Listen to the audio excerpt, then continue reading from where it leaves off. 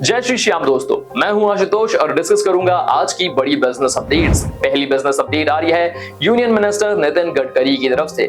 नितिन गडकरी ने recently finance minister Nirmala Sitharaman को एक लेटर लिखा है और उनसे रिक्वेस्ट करी है कि लाइफ इंश्योरेंस और मेडिकल इंश्योरेंस पे लगने वाले 18% जीएसटी को आप वापस ले लीजिए। बता दें आपको कि लाइफ इंश्योरेंस और मेडिकल इंश्योरेंस पर जब आप कोई स्कीम लेते हैं तो आपको एडिशनल 18% के करीब का जीएसटी भी पे करना पड़ता है और यहां नितिन गडकरी का कहना है कि इसे हटा देना चाहिए। ये रिक्वेस्ट इस वजह से भी आ रही है क्योंकि नागपुर डिवीजन के जो भी लाइफ इंश्योरेंस कॉर्पोरेशन के मेंबर्स हैं, यूनियन मेंबर्स हैं, उन्होंने नितिन गडकरी से रिक्वेस्ट करी है और बताया है कि इन स्कीम्स पर ज्यादा टैक्स नहीं लगना चाहिए। अगली खबर में बात करेंगे securities exchange board of India SEBI के चेयरपर्सन माधवी पुरी बुच के बारे में। माधवी पुरी ने रिसेंटली अपने एक एड्रेस में ये बात मेंशन की है कि इंडियन हाउस होल्ड सालाना 50,000 करोड़ से लेकर 60,000 करोड़ लूज करते हैं फ्यूचर एंड ऑप्शंस में ट्रेड करते हुए। और उन्होंने ये भी कहा कि ये मैटर मैक्रो इकोनॉमिक लेवल पर सीरियस है, इसे एड्रेस करने की जरूरत है। उन्होंने ये भी कहा कि यही पैसा सही तरह से इस्तेमाल और डिप्लॉय किया जा सकता था। किसी स्टार्टअप में ये पैसा लगाया जा सकता था, म्यूचुअल फंड स्कीम्स में पैसा लगाया जा सकता था, लेकिन ये पैसा लोगों ने आराम से लूज किया है और ये और किसी का नहीं बल्कि इंडियन हाउस होल्ड की मेहनत की कमाई है जो वो लूज कर रहे हैं। क्या आप माधवी पुरी के इस स्टेटमेंट से अग्री करते हैं? कमेंट पे बताएं। अगली खबर में हम बात करेंगे इंडियन रिसर्च सेंटर्स के बारे में, जिन्होंने हाल ही में गवर्नमेंट को क्रिटिसाइज किया है और कहा है कि किस तरह से केमिकल इंपोर्ट्स पर लगने वाली कस्टम ड्यूटी को वापस लिया जाए। बता दें आपको कि बजट 2024 में केमिकल्स के ऊपर लगने वाली कस्टम ड्यूटी पहले जो 10% हुआ करती थी उसे बढ़ाकर 150% कर दिया गया है, यानी कि लागत का 1.5 गुना आपको देना पड़ेगा अगर आप बाहर से केमिकल्स को इंपोर्ट करते हैं। और इंडियन रिसर्च सेंटर्स का कहना है कि बायोटेक्नोलॉजी फील्ड में बहुत इंपॉर्टेंट केमिकल्स बाहर से ही इंपोर्ट करके मंगाए जाते हैं। इससे इंडिया की रिसर्च एंड डेवलपमेंट हिंडर हो सकती है और गवर्नमेंट को तत्काल रूप से इस तरह के अपने फैसले को वापस ले लेना चाहिए, क्योंकि इंडिया में ऑलरेडी रिसर्च और इनोवेशन की काम बहुत धीमी गति से चलते हैं और अब ये जो टैक्स लग गया है इससे लोग रिसर्च एंड डेवलपमेंट में ज्यादा इन्वेस्टमेंट्स नहीं कर पाएंगे। आपकी क्या राय है? कमेंट पे बताएं। अगली खबर में हम बात करेंगे AMFI यानी कि association of mutual funds in India के बारे में। यहाँ पर इस बॉडी ने भी गवर्नमेंट से अर्ज किया है कि आपने जो इक्विटीज मार्केट पे लगने वाले short term capital gain tax को 15 से लेकर 20% बढ़ाया है और long term capital gain tax को जो 10% से लेकर 12% तक बढ़ाया है उसे वापस लेना पड़ेगा, क्योंकि अगर आप ऐसा नहीं करते तो इंडियन हाउस होल्ड्स की जो सेविंग हैबिट्स हैं उन्हें चेंज करने में काफी मुश्किलें आएंगी। बता दें आपको कि ज्यादातर अभी जो इंडियन हाउस होल्ड्स हैं वो अपने इन्वेस्टमेंट्स म्यूचुअल फंड में नहीं करते हैं और यहाँ पर एसोसिएशन का काम है कि एक तरीके से लोगों को प्रेरित किया जाए कि वो म्यूचुअल फंड्स में इन्वेस्ट करें। लेकिन जब short term capital gain tax इतना ज्यादा लग जाएगा तो लोग भी इसके लिए डीमोटिवेट होंगे और बॉडी का कहना है कि गवर्नमेंट को अपने इस कदम को रिकंसीडर करना चाहिए। हालांकि कुछ लोग ये भी कह रहे थे कि इंडियन हाउस होल्ड्स में जो एफडी और सेविंग है बैंक की उसमें भी काफी गिरावट आ रही है और इसी के चलते गवर्नमेंट ने टैक्सेस को बढ़ा दिया है ताकि लोगों की जो एफडी और बैंक सेविंग है इस पर ज्यादा इंपैक्ट ना पड़े, क्योंकि अगर ऐसा होता है तो बैंक्स के डिपॉजिट गिर जाएंगे और बैंक्स को भी काफी तकलीफ आ सकती है। तो यहाँ पर गवर्नमेंट के पास एक धर्म संकट है कि वो बैंक्स को सेव करें या फिर एसोसिएशन की बात माने। आपकी क्या राय है? कमेंट पे बताएं। अगली खबर में हम बात करेंगे इंडियन म्यूचुअल फंड्स के बारे में कि आखिरकार इंडियन म्यूचुअल फंड्स अचानक से बैंक्स के अंदर अपनी पोजीशंस को इतना मजबूत क्यों कर रहे हैं। अपडेट आ रही है कि जून क्वार्टर के एंड होने से पहले ज्यादातर म्यूचुअल फंड्स ने बैंकिंग सेक्टर में खासकर प्राइवेट बैंक्स के अंदर अपनी पोजीशंस को बढ़ा लिया है। एचडीएफसी बैंक्स में सबसे ज्यादा बढ़त आई है, 17% के करीब की जो होल्डिंग हुआ करती थी उसे बढ़ाकर 23% कर दिया गया है। इसी के साथ अदर बैंक्स जैसे कि फेडरल बैंक, आईसीआईसीआई बैंक और एक्सिस बैंक में भी पोजीशंस को बढ़ाया गया है। उम्मीद जताई जा रही है कि आगे आने वाले वक्त में इंडियन प्राइवेट सेक्टर बैंक्स को काफी मुनाफा हो सकता है। अगली खबर में बात करेंगे अडानी एनर्जी सॉल्यूशंस के बारे में, जिन्होंने हाल ही में हिंडनबर्ग रिपोर्ट आने के बाद से अब तक का सबसे बड़ा अमाउंट रेज किया है और वो अमाउंट है $1 बिलियन से ज्यादा का। यहाँ पर यह भी कहा जा रहा है कि जो शेयर सेल था ये 1000 रुपए पर शेयर के हिसाब था और यहाँ पर QIP यानी कि क्वालिफाइड इंस्टीट्यूशनल प्लेसमेंट के जरिए इस सेलिंग को किया गया और ये 3 गुना से भी ज्यादा सब्सक्राइब हुआ है, यानी कि डिमांड यहाँ पर 3 गुनी थी।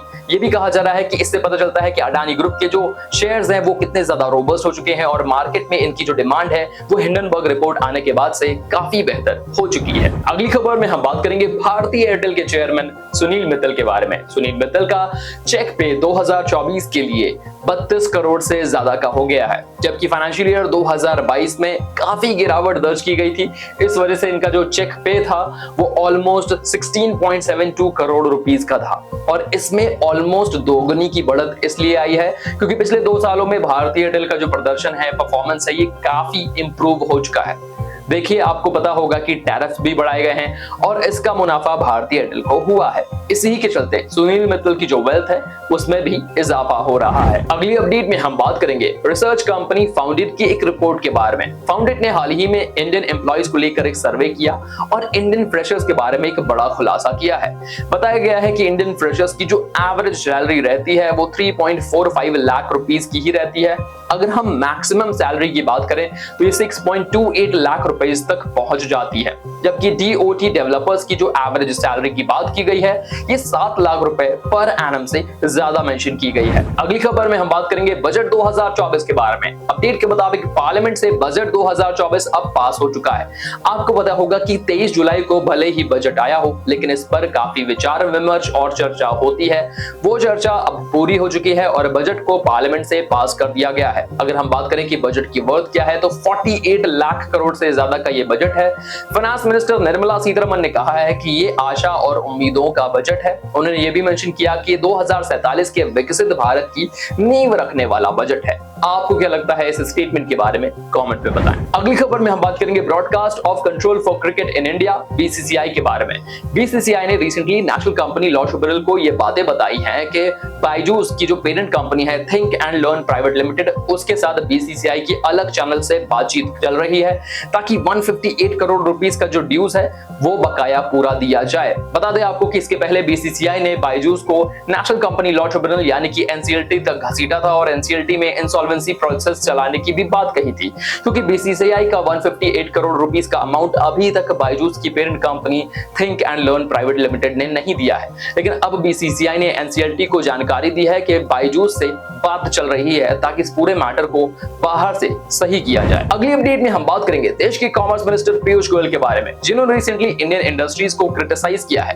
Confederation of all Indian industries से बातचीत करते हुए पीयूष गोयल ने कहा है कि आप लोग चाहते हैं कि दुनिया भर की कंट्रीज का आपको फ्री एक्सेस मिल जाए ताकि आप आसानी से ट्रेड कर सके बिना किसी बैरियर के, लेकिन बदले में आप दूसरी कंट्रीज को अपने देश में इंपोर्ट नहीं करने देना चाहते हैं। ऐसे कैसे चलेगा भाई। यहाँ पर पीयूष गोयल ने यह भी मेंशन किया कि दुनिया भर के देशों के साथ हम फ्री ट्रेड एग्रीमेंट साइन करना चाहते हैं, लेकिन बदले में हम उन्हें खुद इंडिया के अंदर क्या फैसिलिटीज और क्या छूट देंगे ये अभी तक तय नहीं हो पाया है। क्या लगता है आपको इंडियन इंडस्ट्रीज के इस रवैये के बारे में, कमेंट में बताएं। अगली खबर में हम बात करेंगे ministry of state for finance Pankaj Chaudhary के बारे में, जिन्होंने रिसेंटली पार्लियामेंट में बताया कि इंडियन सरकार ने लॉन्ग टर्म कैपिटल गेन से सीधे सीधे फाइनेंशियल ईयर 2023 के अंदर 98,000 करोड़ से भी ज्यादा का अमाउंट इकट्ठा किया है, जबकि short term capital gain tax से हमने 38,000 करोड़ से भी ज्यादा का अमाउंट इकट्ठा किया है। यहाँ पर पंकज चौधरी ने यह भी मेंशन किया कि अलग अलग इंडस्ट्रीज बॉडी चाहती हैं कि long term capital gain tax को पूरी तरह से अबॉलिश कर लिया जाए, जिसमें बहुत सारी म्यूचुअल फंड कंपनीज भी शामिल हैं। हाल फिलहाल में मीडिया में ये अपडेट्स भी आ रही हैं कि government long term capital gain tax और short term capital gain tax में आगे आने वाले वक्त में भी बढ़त करने वाली है। यहाँ पर मेंशन किया जा रहा है कि खासकर short term capital gain tax में जहां पर लोग स्पेक्यूलेशन भी करते हैं इंडियन स्टॉक मार्केट के अंदर, वहां पर टैक्स और ज्यादा बढ़ाया जा सकता है। अगली खबर में हम बात करेंगे चिप मेकिंग कंपनी इंटेल के बारे में। अपडेट ये आ रही है कि इंटेल जल्द ही हजारों की संख्या में अपने एम्प्लॉइज को ले ऑफ करने वाली है। इसकी अपडेट ब्लूमबर्ग में दी गई है। हालांकि इंटेल की तरफ से अभी ऑफिशियल अनाउंसमेंट नहीं हुआ है, जो उम्मीद की जा रही है कि जल्दी ही होगा। यहाँ पर यह भी मेंशन किया जा रहा है कि इंटेल का जो बिजनेस है वो हाल फिलहाल में काफी मुश्किलों का सामना कर रहा है, जिसके चलते इन्हें अपनी वर्कफोर्स को रिड्यूस करके कॉस्ट बचाने की कोशिश करनी पड़ रही है। अपडेट के मुताबिक इंटेल का जो रेवेन्यू है और साथ में इनका मार्केट शेयर है उसमें भारी गिरावट देखी गई है। इस ही साल यानी कि साल 2024 के अंदर इंटेल के जो शेयर्स हैं उनमें 40% से ज्यादा की गिरावट दर्ज की गई। तो यहाँ हम समअप करते हैं आज की अपनी डेली इनसाइट्स को। आई होप आपको ये वीडियो बार बार लगा होगा। वीडियो पसंद आया हो तो इसे लाइक कर दें, ज्यादा से ज्यादा लोगों तक शेयर करना बिल्कुल ना भूलें, क्योंकि अगर आप ऐसा करते हैं तो आप और लोगों की भी मदद कर सकते हैं बिजनेस इनसाइट्स को सही और आसान शब्दों में समझने के लिए। मिलेंगे अगले वीडियो में, तब तक के लिए शुक्रिया, गुड बाय, टाटा, जय श्री श्याम।